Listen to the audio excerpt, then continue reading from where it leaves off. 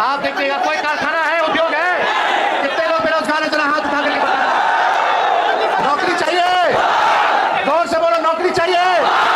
नौकरी चाहिए तो सरकार बदलना ना होगा।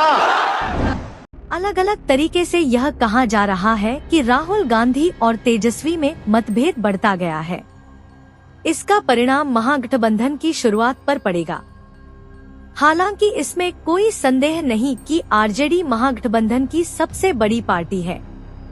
राजद ने यह जाहिर कर रखा है कि मुख्यमंत्री तेजस्वी यादव होंगे। राजद सुप्रीमो लालू प्रसाद ने हर हालत में तेजस्वी को मुख्यमंत्री बनाने का टास्क पार्टी को दिया है, परंतु कांग्रेस इस गठबंधन में दूसरे नंबर की पार्टी के रूप में लड़ने के लिए तैयार होते हुए भी तेजस्वी को मुख्यमंत्री का चेहरा बनाकर लड़ने का संकेत नहीं दे रही है। कांग्रेस ने बिहार में अपनी विशेष शुरुआत के बाद इस बार शुरू से ही लगभग संकेत दिया कि गठबंधन को वह स्वीकार करते हैं, परंतु तेजस्वी को मुख्यमंत्री का चेहरा स्वीकार नहीं करते। हालांकि बीच में एक दफा कांग्रेस की तरफ से यह संकेत दिया गया कि मुख्यमंत्री तेजस्वी ही होंगे, परंतु अब बात इस तरह बढ़ रही है कि मुख्यमंत्री फेस बना करके चुनाव नहीं लड़ा जाएगा। राजद और इसके चेहरा तेजस्वी दोनों ही कांग्रेस के इस रुख पर ध्यान देना नहीं चाहते और कोशिश कर रहे हैं कि कांग्रेस इसमें कोई मतभेद नहीं डाले। महागठबंधन में अभी तीसरे महत्व की पार्टी है भारतीय कम्युनिस्ट पार्टी, मार्क्सवादी और लेनिनवादी। दीपांकर भट्टाचार्य के बयान के बाद यह मतभेद अब ऊपर दिखलाई पड़ने लगा है। उन्होंने कहा है कि मुख्यमंत्री का चेहरा बनाए बगैर महागठबंधन चुनाव में जा सकती है।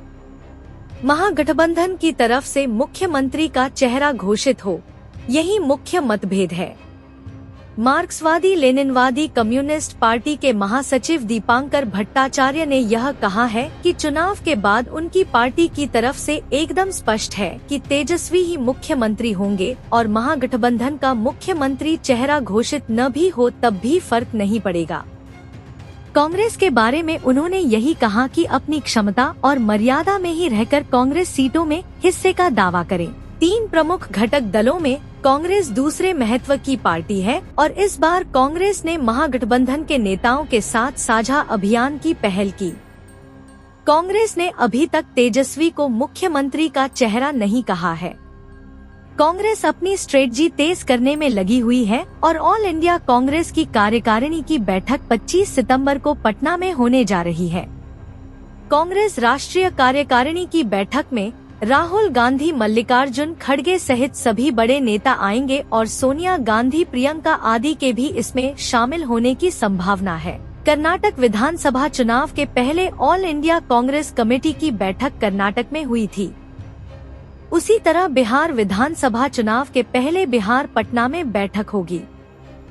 कांग्रेस इस तैयारी में है कि जो सीट कांग्रेस के लिए निश्चित है उस सीट पर वह अपने उम्मीदवारों की लिस्ट जल्दी ही जारी कर दे। राष्ट्रीय कार्यकारिणी की पटना बैठक के बाद कांग्रेस जल्दी ही अपने सीटों की घोषणा कर सकती है। उधर तेजस्वी यादव ने गठबंधन की तरफ से ध्यान हटाकर फिर से बिहार में एक अभियान यानी यात्रा की शुरुआत कर दी है। 17 सितंबर से जहानाबाद से शुरू कर नवादा होते हुए तेजस्वी यादव मुजफ्फरपुर पहुंचे हैं। पार्टी ने उनके इस अभियान पर अपनी पूरी ताकत लगाई है।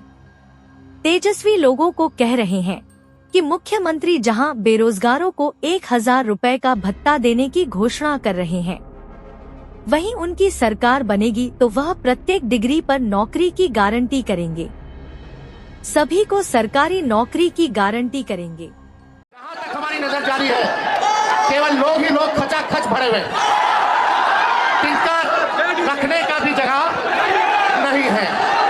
ये आप लोगों का प्यार है, आप लोगों का आशीर्वाद है और आप लोगों का सहयोग है। आज तेजस्वी कुछ भी है तो आप मालिकों के बदौलत है, आप मालिकों के आप तेजस्वी की ताकत है, आप लालू जी की ताकत है। यही ताकत के साथ इस बार भ्रष्ट सरकार को उखाड़ फेंकना है, उखाड़ फेंकना। नया सरकार बनाना है ना, भ्रष्टाचार बढ़ाना है ना, अपराध बढ़ाना है ना।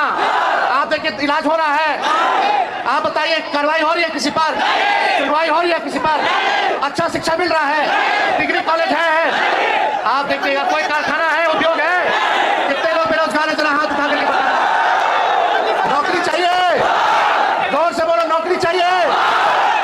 चाहिए तो सरकार बदलना ना होगा। तेजस्वी 17 महीने रहा तो 5 लाख लोगों को नौकरी दिया, 4.5 लाख निजी शिक्षकों को राष्ट्रीय कर्मी का दर्जा दिया, 3.5 लाख नौकरी प्रक्रियाधीन कराया। हम कहे थे ना कि हम अगर सरकार में आएंगे तो मुख्यमंत्री बनेंगे तो 10 लाख नौकरी देंगे, लेकिन हम उप मुख्यमंत्री बने 5 लाख लोगों को सरकारी नौकरी दिलाए। अगर नौकरी चाहिए रहना होगा और चुपचाप लालटेन छाप, चुपचाप।